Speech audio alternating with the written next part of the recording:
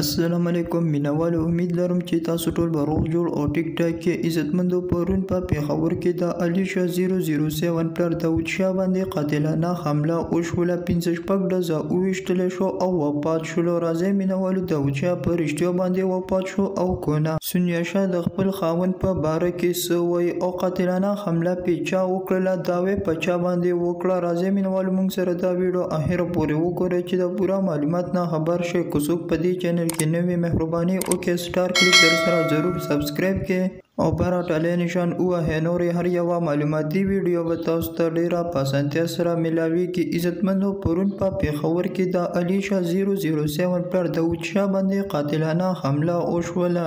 داود شاه د حساب له 15 ډزه وویشتلی شو او بېهوشه شو. په بېهوشه حالت کې هسپتال ته منتقل کړو. سونیا شاه بیا ډیر زیات ژړل او په لایو ویډیو کې راغله او دی وویل چې زما خاوند باندې اسد اکبر او جان خبیب حمله وکړله. هغوی دا پلان د مخکې نه ساز کړی او د حساب له زما خاوند یې راوغوښتلو. کله چې هغه پیښور ته ورلاړو نو د حساب له قاتلانه حملې پې وکړله. اوس په سوشل میډیا باندې دا خبر چلیږي چې داود شاه وفات شولو. موږ ته لا پوره پته نه ده لګېدلې چې داود شاه په رښتیا باندې وفات شو او کنه، خو لا اوسه پورې بېهوشه دی، په هوش کې نه دی راغلی. سونیا شاه دعوا په جان خبیب او اسد اکبر باندې کړې ده. دا وه زموږ نننۍ ویډیو. نورې معلوماتي ویډیوګانو لپاره په دې چینل کې اوسئ. والسلام.